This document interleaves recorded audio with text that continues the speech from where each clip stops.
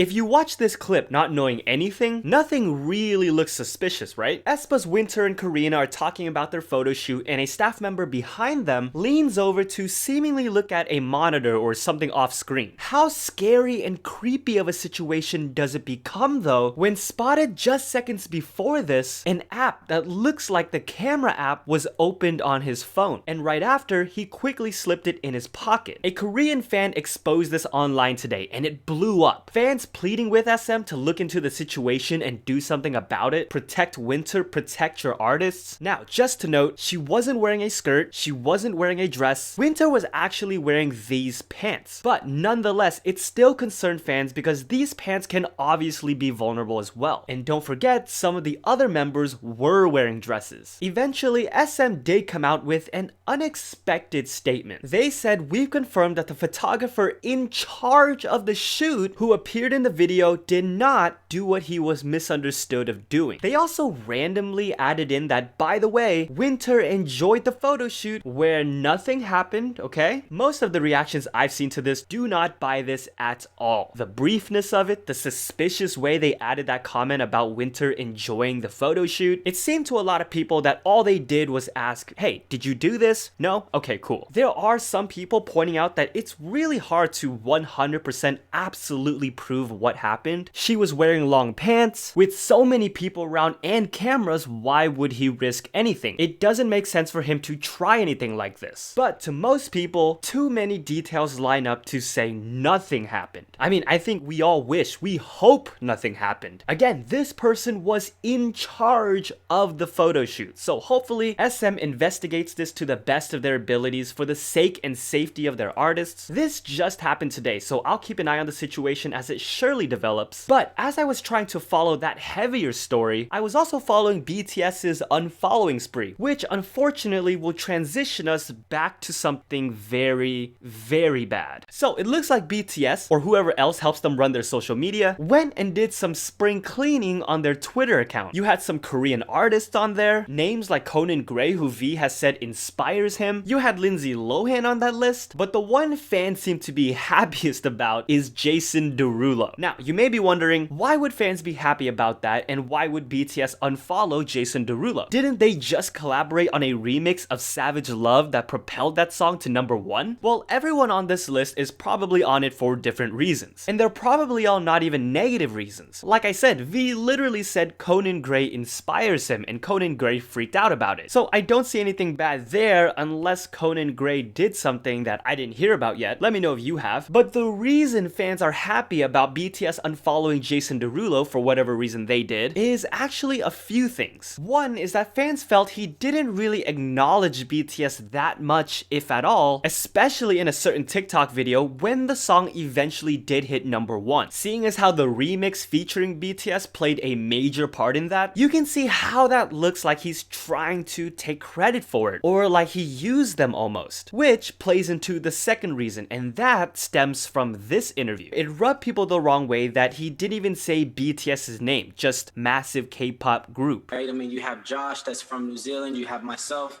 American, and you have this massive K-pop group, and you put them all together, I think it's amazing. And it seemed like he was more drawn to their popularity. Were you a BTS fan? How did that come about? You know, I actually met them a couple of years ago, and they walked up to me, and they told me how much they appreciate my work and whatnot, and it was great, but I didn't know who they were at that moment yet. And then later on at that award show, they were doing some kind of competition between different fandoms, right? And they were winning against like Bieber and Ariana Grande. I was like, this is serious. But hey, you can take these things and interpret it however you feel like. At the end of the day, we don't really know why BTS's account unfollowed Jason Derulo, but don't worry, I won't make any savage love dad jokes or puns. Everybody's already done that, plus I have other ones in my head. Okay, I'll stop it. Girl. Let me know, is there anybody who doesn't understand? Do you all understand? This week, however, we definitely saw an example of BTS's popularity being used for more attention in a horrible way. I feel like we talk about this kind of thing at least once a month now. This time, it involves a Chilean comedy TV show called Mi Barrio, and I use the term comedy very loosely here. They had a parody skit where these guys were obviously portraying BTS, and in it, they had jokes mocking their names, language, Kim Jong-un jokes, and even regarding the pandemic in a skit involving Asian artists. Obviously, these insensitive jokes were not taken lightly and came off as racist and xenophobic in a time where we are trying to fight hate against the Asian community. Poor jokes on top of poor timing. It was actually Chilean fans who exposed this show and rallied fans around the world to make the concerns known to the people running the show. But do you know what their response was? An Instagram post thanking people for the good vibes as they'll remain firm in their intentions to bring fun to families. Fun to families. Well, I guess the fun got too much for them as the network eventually put out an apology saying humor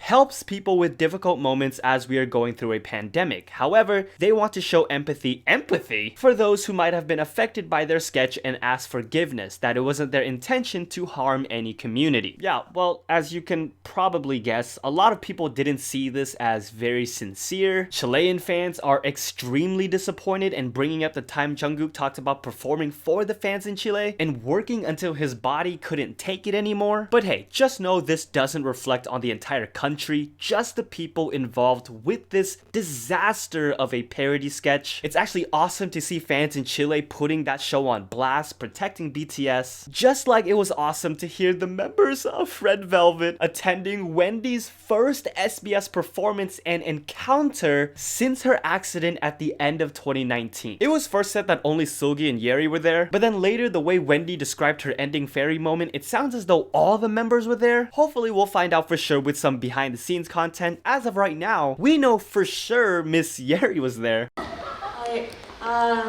wendy 씨 열심히 하시고 노래 너무 잘하셔가지고 저희가 너무 기분이 좋습니다. wendy 씨 사랑해요. 화이팅! Now, a lot of people are perceiving this as Red Velvet coming along to protect Wendy. And you know what? I don't think that's too far-fetched. Think about it. She also performed at KBS Music Bank, but we didn't hear anything about the members at that one. Another thing is that it's probably not super easy to go back and work knowing this is the same company who were responsible for your potentially life-altering accident. Which, if you remember, they also lied about discovering her when it was actually Mamamoo Solar. Thank goodness for Solar. Lucky for them, Wendy is an absolute angel. We see her greeting and bowing to all the staff. And you know what? Both stages were really beautiful. Personally, and you can see it differently if you want, I definitely see this as the members being there not just to support her solo, but to support her emotionally at this specific SBS Inkigayo, and even a little bit of we're watching you SBS. I mean, is it really that crazy of a thought when you remember that Joy literally said the way SBS's apology came off as if they were trying to wrap things up made her angry. I'm sure she was ready to zimzala beam some fools. SBS, you do not want to feel the wrath of Joy's savage love. Let me know, is there anybody who doesn't understand? Do you all understand?